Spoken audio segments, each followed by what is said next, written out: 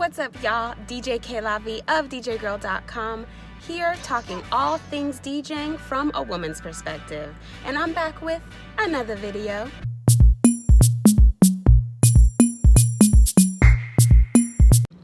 So today I want to answer a question I received. The question was, how do you lug around all of this equipment by yourself? And I can understand how that can be looked at as a difficult, daunting task for a little petite something like myself, but it is possible. And I will show you exactly what I do to make it happen. Let me tell you, most of the time when I go out on gigs, I don't have any help from anyone. I'm by myself. So I have to make sure I can get in and out with no difficulties. Quick, fast, and in a hurry. Let me show you what I use. This is my cart. I swear by this cart. It's all beat up and battered because I've had it for several years. I'm talking probably about 5 years now. But it gets me from point A to point B. This isn't even the most optimal cart I would suggest, but it's a nice sturdy cart. The handle comes off, so then I can just can put that in the back seat. I can also use the dolly upright if I want, put the handles down that way. So that's what's kind of cool about it. But I like to use it this way.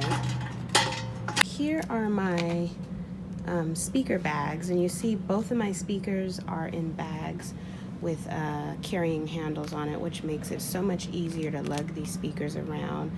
I used to have speakers, big speakers, much bigger than this, that I would lug around without bags, and eventually one of the speakers fell off of my dolly and busted, which ended up forcing me actually to buy new speakers. These speakers are much more expensive, but they're so much better quality. They're smaller, the sound quality is amazing, and I definitely suggest QSC speakers. But anyways, all that I do is put it bag by bag on my cart. On top of that, I'll put my DJ controller right here in this slot. I'll usually put my table, and on top of all of it, I'll put my speaker stands. And that's pretty much my whole setup. The wires and cables are all within the my DJ case all together. Sometimes I'll bring my chair with me. Right now I'm using it as a doorstop. But it definitely fits too. That's why I also suggest getting an SUV. You can put all of it in the back, separated from the back seat, so nothing's hitting you in the head when you're driving, because I used to have to deal with that when I had a hatchback Scion TC. It would all fit back there, but it was sure hitting me in the back of my head if I came to a quick stop. So this right here is normally how I roll, everything loaded on. The only thing I'm missing is my DJ controller with the cords on it, which would normally just sit right on top of the speakers. And that's it. That's the whole kit, you know? And I just push it along. Normally this table that I use is much smaller than this too, but as you can see, it fits. This is a 6-foot table that all fits into one. So yeah, that's all you have to do. You can get in and out with one shot with this. Besides this, I have my backpack on my back, and that's it.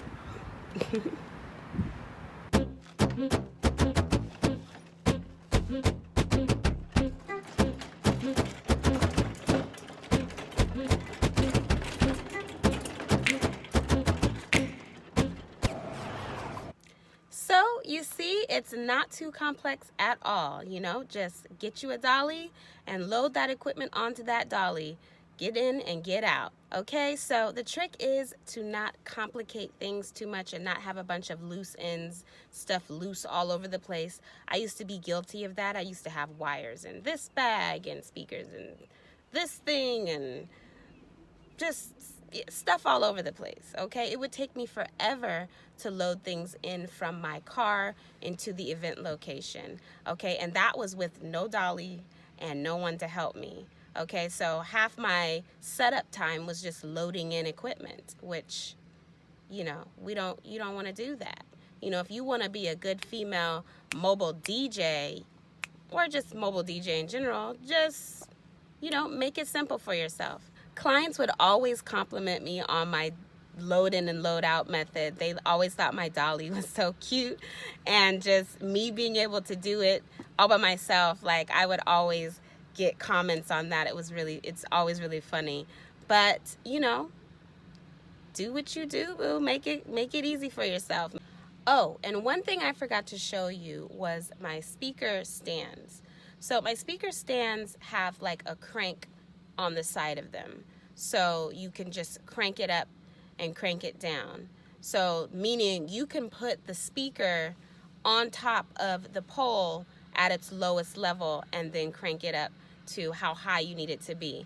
That was another issue I had for years, actually, was having really heavy speakers and trying to get them on top of my stands, because the old stands that I had did not have a crank. You had to lift it to the height you wanted it to be at, put the stop in, and then put the speaker on top of the pole from there. First of all, I'm only 5'3". Okay, so the speaker, with me putting it on there, wasn't going to be that high.